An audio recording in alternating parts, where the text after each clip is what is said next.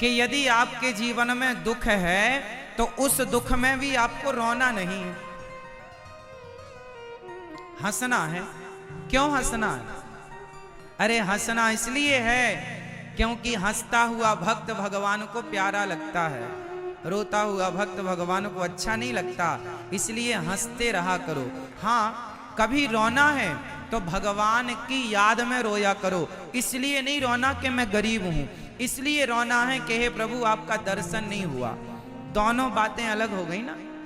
मैं बड़ा गरीब हूं, एक तो इसलिए रोना है, मेरा काम नहीं बन रहा है, एक तो इसलिए रोना है, और एक ये रोना है कि हे प्रभु बुढ़ापा आ गया, अभी तक मेरा मन आपके चरणों में नहीं लगा, अभी तक आप मेरे सपने में नहीं आते, हे प्रभु मुझे कब दर्शन दोगे। एक तो भगवान के लिए रोना है और एक गरीबी से रोना है।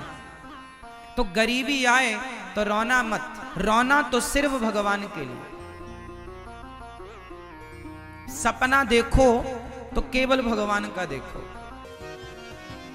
रोना चाहिए, गरीबी से नहीं। गरीबी में खुश रहो, हर हाल में प्रसन्न रहो।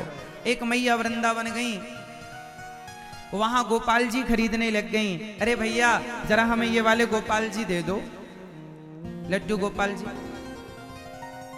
अच्छा, दुकानदार बोला ये नहीं, ये वाले ले लो, ये भी तो वैसे ही हैं।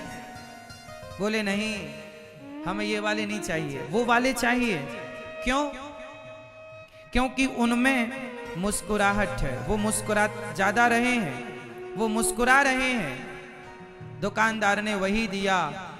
बहुत सारे गोपाल जी देखते हैं, पर जिनमें स्माइल ज्यादा हो, जो मन को भा जाए, मुस्कुराहट जिनमें ज्यादा हो, वो ज्यादा अच्छे लगते हैं। सोचो कि जब मुस्कुराने वाले भगवान भक्त को चाहिए तो भगवान ने भी शर्त रख दी, हर परिस्थिति में मुस्कुराने वाला, खुश रहने वाला भक्त मुझे चाहिए, हर परिस्थिति में प्रसन्न। रोना है तो केवल गोविंद की यादों में। आपको रोने की छूट है, पर कहां? केवल भगवान के लिए। संसार के लिए रोने की इजाजत नहीं है आपके पास, परमिशन नहीं है, फिर भी आप रोते हैं। इतना ना रोया करो मेरी मां। सपना देखा करो तो किसका? राधा रानी के पांव में कोई घाव हो गया। जब राधा रानी के पांव में घाव हो गया तो किसी को पता ही नहीं चला कि घाव है। एक दिन एक सखी ने देख लिया, अरे राधा ये तेरे पांव में घाव कैसा? राधा रानी ने छिपाया, ना ना कोई घाव नहीं है, ठीक है ठीक है, सब सही है। सखी ने दूसरी से कहा, तीसरी से कहा, अरे सखी राधा रानी के चरणों में कोई घाव है, पांव में कोई घाव हो गया। सारी सखियां आ गई। राधा, ओ राधा ये तेरे पांव में घाव कैसा है? राधा ने कहा, जाने दे सखी, ऐसी है, मैं रास्ते से जा रही थी, झाड़ियों के पास से गुजरी तो घाव हो गया, लग गई। अच्छा, कब लगी? बहुत दिन हो गए, बहुत दिन। अच्छा, तो एक बार हमें दिखा तो दे, कहां घाव हुआ? कोई बात नहीं, जाने दे सखी, क्यों पीछे पड़ी है? ना राधा, ये घाव, सखी ने कहा, बड़ा गहरा है, दिखा। अच्छा तुम्हें दिखाती हूं, पर तुम किसी से कहना मत। हाँ हाँ, हम किसी से नहीं कहेंगे। राधा रानी ने दिखाया, पांव में घाव था। दूसरी ने कहा, सखी अरे राधा तुमने कहा कि ये घाव झाड़ियों से हो गया और बहुत दिन पुराना है, पर इसे देखकर लगता नहीं है कि ये बहुत दिन पुराना है, ये तो नया घाव दिख रहा है। तुझे कहीं आज कल में ही ये घाव लगा है? जल्दी बता, तुझे ये कैसे चोट लगी? कहां तुझे ये घाव हुआ? अरे सखी मत पूछ। नहीं बताना पड़ेगा। बहुत जिद किया जब गोपियों ने, सखियों ने, श्री राधा रानी को रहा ना गया। बहुत बहाने बनाई राधा रानी, पर कोई बहाना चला नहीं। सखियां भी कोई कम नहीं थी। राधा रानी को पढ़ना जानती थी, वो उनके दिल को पढ़ना जानती थी। तू सच कह रही है कि झूठ कह रही है ये भी मैं जानती हूं, चल सही बता ये घाव तुझे कैसे हुआ। श्री राधा रानी ने कहा, सखी ये घाव बहुत पुराना है। जब श्याम सुंदर हमें छोड़ कर गए और जब उन्होंने यमुना के तट पर आकर के हमसे कहा, राधा हमें उद्धव जी, हमें अक्रूर जी लेने के लिए आए हैं, कल सुबह होते ही मैं मथुरा चला जाऊंगा। और जब उन्होंने ये बात कही कि कल मैं मथुरा चला जाऊंगा, तो श्री राधा रानी ने कहा, कन्हैया तो क्या हमें भी साथ ले चलोगे? उन्होंने कहा, नहीं, हमें अकेले ही जाना है। तो कन्हैया तुम्हारे बिना मैं कैसे जीऊंगी, तुम्हारे बिना मैं कैसे रहूंगी? उन्होंने कहा, रहना तो पड़ेगा।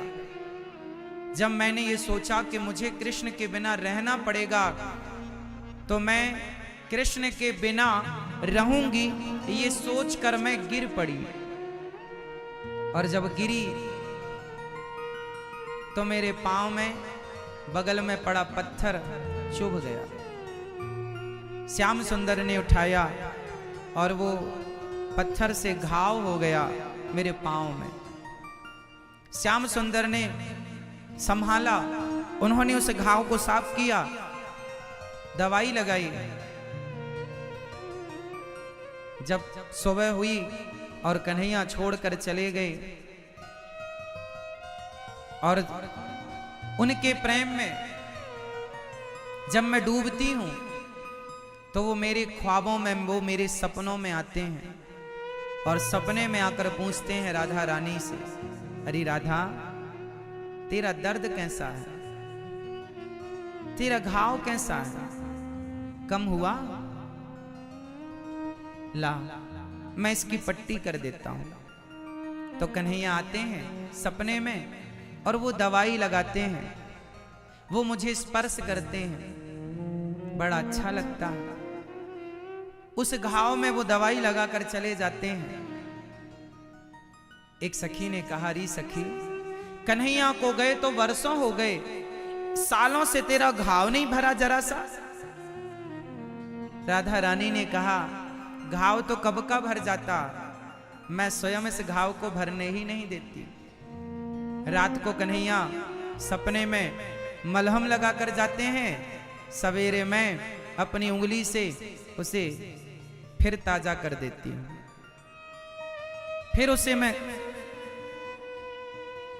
गहरा कर देती हूं। क्यों? तू उसे गहरा क्यों करती है? सखी यदि ये घाव भर गया तो कन्हैया स्वप्न में आना छोड़ देंगे कि घाव तो भर गया, अब जाने से क्या लाभ? कम से कम इस घाव को भरने के बहाने कन्हैया का दर्शन सपने में रोज हो जाता है, इसलिए मुझे ये दर्द चाहिए। दर्द की मारी बन बन डोलूं, वैद मिले नहीं कोई। ये प्रेम है, ये भक्ति है, जहां सिर्फ भगवान को चाहा जाता है, भगवान से कुछ नहीं चाहा जाता। यदि उनका दिया दर्द है ना, तो वो दर्द भी खूबसूरत है, उस दर्द को भी फील करो। ये समझो कि ये पीड़ा भी, यदि परमात्मा, यदि मां बच्चे को थप्पड़ मारती है, कई बार इतना जोर का मारती है मां कि बच्चे के गालों में उंगलियों के निशान पड़ जाते हैं। गाल पे हाथ रखें बच्चे तो दर्द होता है। बच्चों को लगता है मेरी मां कितनी निर्दयी है, कितनी कठोर है, देखो उन्होंने ऐसा मारा कि उंगलियों के निशान पड़ गए। पर कौन समझाए उस बच्चे को, बेटा तेरी मां निर्दयी नहीं है, तेरी मां कठोर नहीं है। यदि तेरी मां ने तेरे गाल में कस के थप्पड़ मारा है तो उस थप्पड़ में, उस दर्द में भी तेरी कोई ना कोई भलाई ही है, तेरा भला है। तू अभी नहीं समझ रहा है, पर भविष्य में तुझे इस थप्पड़ में कोई ना कोई भलाई छिपी नजर आएगी। ईश्वर भी जब दर्द देते हैं, कोई कष्ट देते हैं, तो समझ लेना इसमें भी हमारी कोई ना कोई भलाई है। और उस दर्द को भी ईश्वर का दर्द मान करके उस ईश्वर को ही उस दर्द के रूप में अनुभव करना चाहिए कि हे प्रभु अब आप ही आए हो, दर्द बन के जो दिल में समाए मेरे,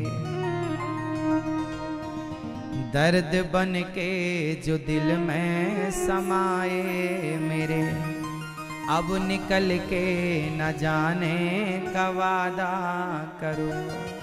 हे प्रभु जो दर्द बनकर आप मेरे हृदय में समाये हैं, अब निकल के मत जाइएगा, अब सदा मेरे हृदय में ये दर्द बन करके रहिएगा। तो भगवान का सच्चा भक्त तो वही हो सकता है जो हर स्थिति में प्रसन्न रहे, सुख में दुख में सम रहे, हर बात पर गोविंद का धन्यवाद दे, वही अच्छा भक्त है। और जो बात बात पर केवल शिकायत करने लग जाए वो झूठा है, सच्चा नहीं है। जैसे माता सती नकली सीता बनकर गई तो पकड़ में आ गई, भगवान राम के सामने टिक ना पाई, नकली भक्ति भगवान के सामने टिक ही नहीं पाएगी। जैसे नकली सीता मतलब सती नकली बनकर गई तो राम जी के आगे टिक ही नहीं पाई। यही है सिद्धांत जीवन का, यही है जीवन का सिद्धांत।